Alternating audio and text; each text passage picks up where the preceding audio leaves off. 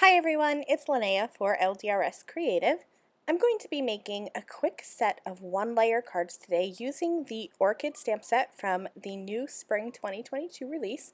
And the only other element I'm bringing into these cards is the set of A2 diagonal stitched layered card toppers.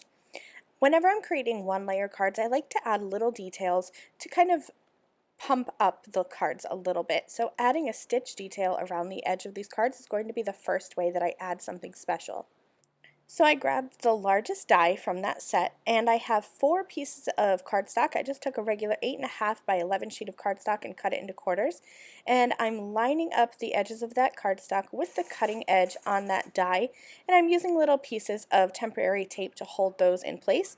In fact, I'm using the same 2 pieces of tape to cut all 4 pieces, just kind of moving that tape around a little bit as I cut. Once I have all 4 of those panels cut with that decorative stitched edge, I'm going to grab the Orchid Stamp Set and just lay out the images and the sentiments on my card so that I have an idea of how I want the card to be laid out. I have that idea in my head, but I like to see things actually how they are, so physically see it. So that's why I like to lay out the stamps on my card. Once I have the orchid and the hummingbird lined up where I think I want it, I'm going to pick that up with the lid of my stamping tool. A stamping tool is really helpful when you're creating multiples, and since I'm creating a set of 4 cards, all I have to do is line up those stamps once, stamp them with my Raven Hybrid ink, and I'm using my Stampendable to make sure I get a nice crisp outline. And then I'll just switch those panels in and out until I have all 4 stamped. I grabbed a handful of alcohol markers. Doesn't really take a lot for this image because I'm going to be creating white flowers with a colored center. I am not a botanist by any means, so whenever I'm coloring a flower, I either just go with my heart and color it in whatever color I want, or I'll do a quick image search online. And when I searched for orchids, I found that a lot of the flowers were white, but they had these brightly colored centers. So I picked this kind of plum red color and colored in the center of the orchids, and then I used cool grays, a C2 and a C0, and colored the flower petals so they would appear to be white. I added some greens for the leaves, and then I'm going to color the hummingbird the traditional way a hummingbird looks around here. They have that kind of red breast on them and then a white tummy, and they're blue. So that's how I colored them. Now here's another way I like to step up my one-layer cards. The first way was I used that stitched outline to add a decorative border. And now I'm grabbing a very light, cool gray marker, so a C1 marker, and I'm going to just trace all around the way, both of the orchid and the hummingbird.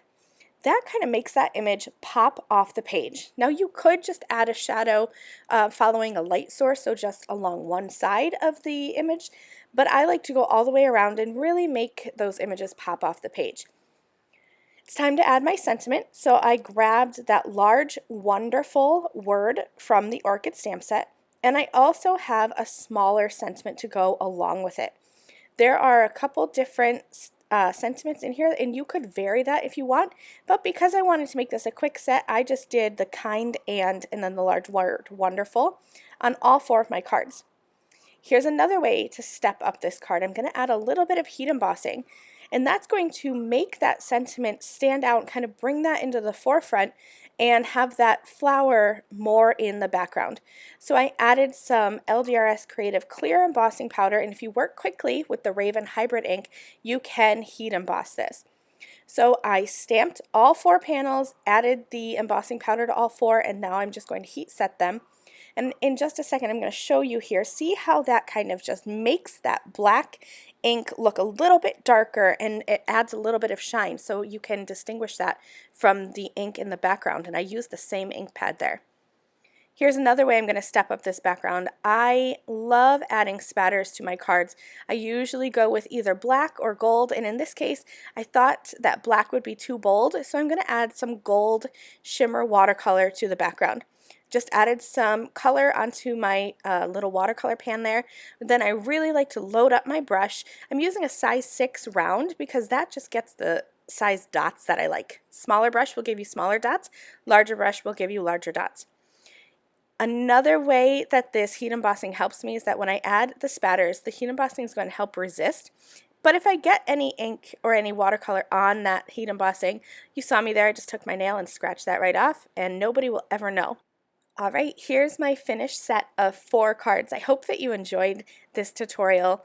These 4 cards took me about 25 or 30 minutes to make. That's a really quick set of cards in my book, and you can always package these together and give them as a gift or keep them on hand for cards to send out to your friends. Thanks so much for watching. I've listed and linked all of the supplies I used in the video description below. I hope you have a great day. Bye!